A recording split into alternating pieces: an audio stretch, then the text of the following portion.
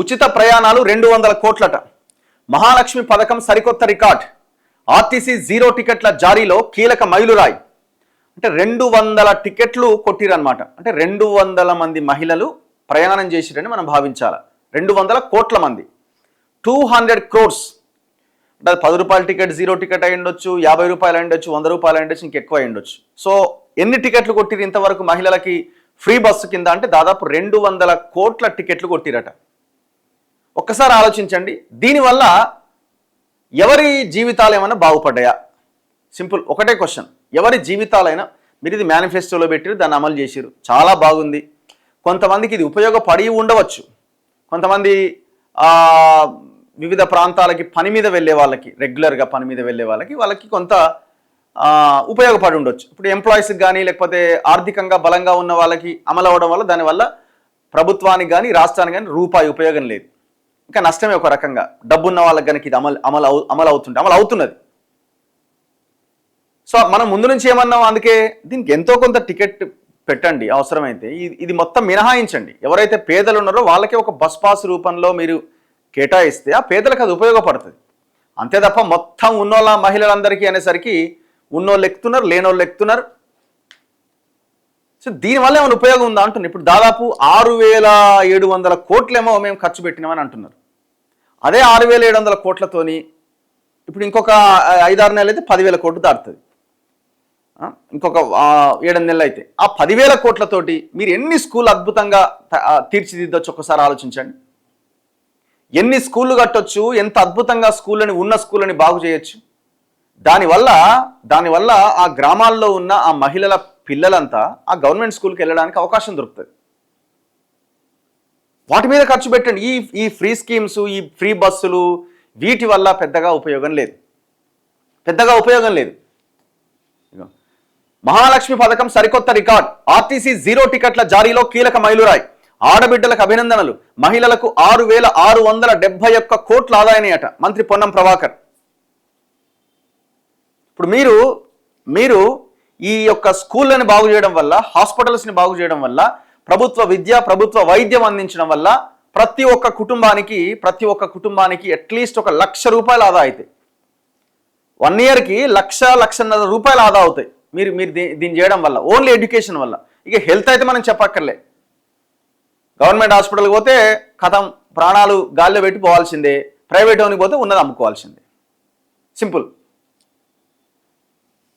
మహిళల కోసం రాష్ట్ర ప్రభుత్వం అమలు చేస్తున్న మహాలక్ష్మి పథకానికి భారీ ఆదరణ లభిస్తోంది. ఆర్టీసీ బస్సుల్లో ఉచిత ప్రయాణంతో మహిళలకు భద్రతను, ఆర్థిక ప్రయోజనాన్ని అందిస్తోంది.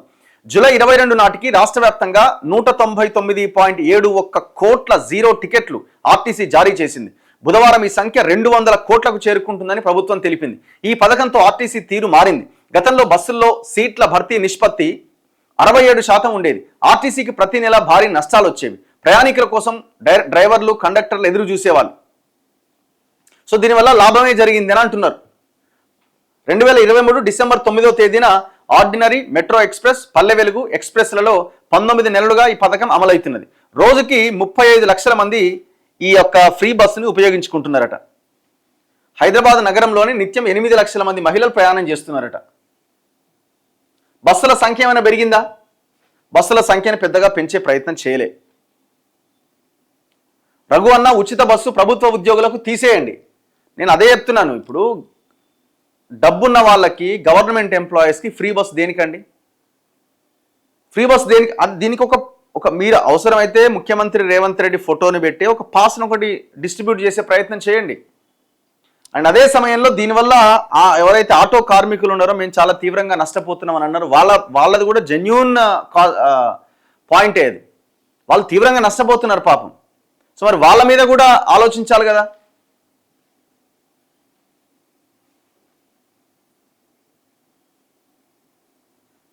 రఘు అన్న ఉచిత బస్సు ప్రభుత్వ ఉద్యోగస్తులకు తీసేయండి. రేషన్ కార్డు ఉన్న వాళ్ళకి ఉచిత బస్సుని ప్రకటించండి. ఆ ప్రయత్నం అన్న జరగాలి కదా. మీరు అమలు చేస్తున్నారు, బాగానే ఉంది అంతా. కానీ అండ్ అదే సమయంలో మీరు వీటి కోసం కేటాయించాల్సిన డబ్బులు ఒక్కసారి మనం ఆలోచించాలి. ఇప్పుడు ఎంతసేపు ఫ్రీ స్కీమ్స్ వల్ల ఇది కాదు మనకు కావాల్సింది. ప్రభుత్వ విద్య, ప్రభుత్వ వైద్యము, చదువుకున్న వాళ్ళకు ఉపాధి, వ్యవసాయం, ఈ 4-5 రంగాల మీద కనుక మీరు ప్రధానంగా ఫోకస్ చేస్తే వాళ్ళు ఆర్థికంగా ఆటోమేటిక్గా నిలబడతారు. అసలు వాళ్ళు మీరు వాళ్ళకి ఫ్రీ బస్ ఇవ్వాల్సిన అవసరం లేదు. వాళ్ళే ₹2 టికెట్ పెరిగినా ప్రభుత్వానికి ఆదాయం వస్తుంది కదా అని చెప్పి వాళ్ళే ఇంకా ₹2 టికెట్ పెంచినా కూడా సైలెంట్గా ఉంటారు. వాళ్ళని ఆర్థికంగా బలోపేతం చేయండి, అది కావాలి మనకి. వాళ్ళని ఆర్థికంగా బలోపేతం చేసినప్పుడు వాళ్ళు టికెట్ పెట్టి కొనడానికి ఎలాంటి ఇబ్బంది ఉండరు. ఫ్రీ బస్సు ఎంప్లాయీస్కి అవసరం లేదు, మామూలు జనాలకు పాస్ ఇవ్వండి. ఎవరు బ్రదర్ అయినా జనగామ నియోజకవర్గం చేర్యాల రెవెన్యూ డివిజన్ గురించి మాట్లాడండి. 10 సంవత్సరాల నుంచి పోరాటం చేస్తున్నాం, ఒక్కసారి మీరు మాట్లాడండి. కొమ్మూరు ప్రతాప్ రెడ్డి పట్టించుకోవట్లే, పల్లా రాజేశ్వర రెడ్డి కూడా అదే. మాట్లాడదాం ఖచ్చితంగా. ఏమైనా ధర్నాలు చేస్తున్నారా?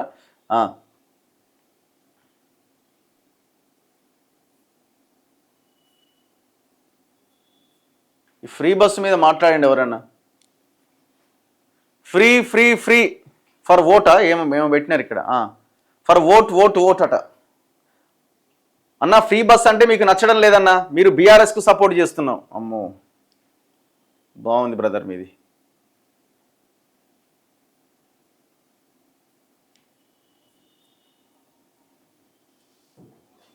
చలో, మహిళలకు ఉచిత ప్రయాణం, అది కూడా అభివృద్ధికి నమూనా అని చెప్పుకోవడం చాలా తప్పు. Very good.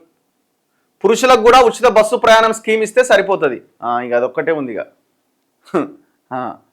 ఉచిత బస్సు మంచిదే భూపాల్ రెడ్డి గారు, ఓన్లీ పల్లె వెలిగిస్తే సరిపోతుంది.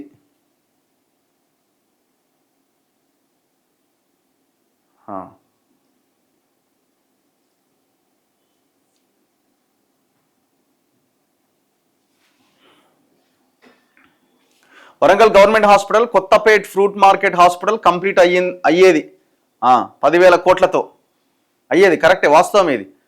Not required free bus to all, that's not correct. Ex service men reservations గురించి మాట్లాడండి అన్నా ప్లీజ్. ఓకే, ఫ్రీ బస్సు కంటే ఫ్రీ కరెంటు బాగుందట. ఓకే, మంచిదే అది. ఇప్పుడు 200 యూనిట్ల లోపు అంటే కొంచెం పేదవాళ్ళు ఉంటారు, వాళ్ళకి ఉపయోగపడుతుంది. గ్యాస్ సబ్సిడీ వాళ్ళకి ఉపయోగపడుతుంది.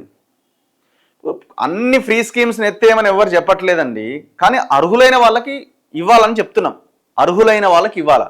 ఇప్పుడు అన్నీ ఉన్న వాళ్ళకి ఫ్రీ స్కీమ్ ఏంటండి, నాకు అర్థం కాదు. జస్ట్ లైక్ రైతు బంధు అంతే కదా, దానికి ఏదో ఒక కట్ ఆఫ్ పెట్టండి రా బాబు. కనీసం 5 ఎకరాల కన్నా కట్ ఆఫ్ పెట్టండి, లేదు 10 ఎకరాలకు పెట్టు, లేదు ఎన్ని ఎకరాలు ఉన్నా సరే మేము 5 ఎకరాలకే ఇస్తామని ఒక కట్ ఆఫ్ పెట్టు. అట్లీస్ట్ ఎంతో కొంత ప్రభుత్వానికి ఆదా అవుతుంది. మీరు భూమి ఉన్నోళ్ళకి ఇస్తున్నారు, మరి భూమి లేని కూలీల సంగతి ఏంది? ఇవాళ తెలంగాణలో 36% భూమి కౌలు రైతులే సాగు చేస్తున్నారు, మరి వాళ్ళ సంగతి ఏంది? రైతు కూలీల సంగతి ఏంది? భూమి ఉన్నోళ్ళకి మీరు 9 రోజుల్లో అమలు చేసారు, భూమి ఉన్నోళ్ళకి 9 రోజుల్లో రైతు బంధు వేసేసారు, రైతు భరోసా. మరి ఇదే మేనిఫెస్టోలో మీరు భూమి లేని వాళ్ళకి 15,000 ఇస్తామన్నారు, రైతు కూలీలకు 12,000 ఇస్తామన్నారు. ఎటుబాయ్? ఆ రైతు కూలీలో 80 కోట్ల రిలీజ్ చేసారు, మిగతాది పక్కన పెట్టేసారు.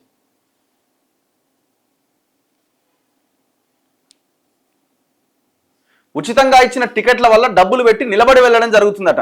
పైసలు ఇచ్చిన వాళ్ళం, టికెట్ ఇచ్చిన వాళ్ళేమో నిలబడుతున్నాం, ఫ్రీ టికెట్ వాళ్ళేమో కూర్చుంటారని అడుగుతున్నారు వాళ్ళు. ఎడ్యుకేషన్ ఫ్రీ కావాలి, ladies half ticket instead of free bus, అదన్నా పెట్టండి. అవసరమా ఫ్రీ బస్సు? ఎవరు అడిగారని ఓట్ల కోసం చేస్తున్నారు. ఇప్పుడు తీసేద్దామంటే కాంగ్రెస్కి ఎవరు ఓటేయరు.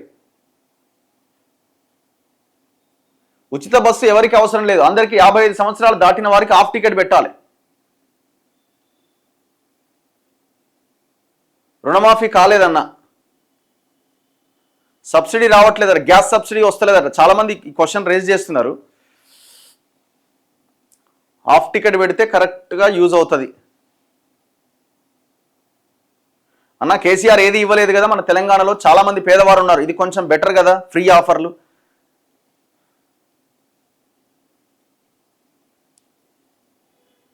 బస్ స్టాండ్ దగ్గర మహిళలు ఉంటే వాళ్ళని చూసి బస్సు డ్రైవర్స్ బస్సు ఆపట్లేదట. ఎట్లాగో ఫ్రీ టికెట్ అని బస్సు ఆపుతలేరేమో, ఉండొచ్చు, అక్కడక్కడ జరుగుతుంది. కవిత ఆస్తులు బినామీలు పైన ఈడీ రైడ్ స్టార్ట్ చేస్తుందని నిన్న వార్తల్లో చూసిన. ఏమో స్టార్ట్ చేసేది కూడా వాళ్ళు చెప్తారా ముందే? మనకు అట్లా ఉండదు కదా, అట్లాంటిది ఏం లేదు. తెల్ల రేషన్ కార్డు ఉన్నోళ్ళందరూ పేదోళ్ళు కాదట. అందరికి వస్తున్నాయి రేషన్ కార్డ్స్, ఏముంది, ఇన్ఫ్లుయెన్స్ పెట్టి కొట్టేస్తూనే ఉన్నారు. అన్న ఫ్రీ ఇచ్చి ప్రజలను సోమరి చేసి స్కీమ్స్ పెట్టిన కోట్లు కొల్లగొడుతున్నారు ఈ పొలిటికల్ లీడర్లు. చలో మాట్లాడదాం, చాలా అంశాలు ఉన్నాయి. సో ఆ ఫ్రీ బస్సు మీద మీ అభిప్రాయం అది. మిక్స్డ్ ఒపీనియన్స్ ఉన్నాయి. సరే స్కీమ్ అయితే జెన్యున్గా మంచిగానే అవుతున్నారు, కానీ దాంట్లో కండిషన్స్ పెట్టండి. అనవసరంగా ప్రజాధనాన్ని దుర్వినియోగం చేయకండి. ఈ ఫ్రీ స్కీమ్స్, కరెంటు, గ్యాస్, ఇంకోటి కాదు, ఎడ్యుకేషన్ అండ్ హెల్త్ కావాలి. వాటి మీద ప్రధానంగా ఫోకస్ చేయాలి. వాటిని మొత్తాన్ని పక్కన పెట్టి మేము ఇది ఇస్తున్నామని ఇది చెప్పుకుంటే ఎట్లా? కావాల్సింది అది కదా. భవిష్యత్తు తెలంగాణ వాటి ద్వారా నిర్మితం అవుతుంది, ఫ్రీ బస్సు వల్ల నిర్మితం కాదు.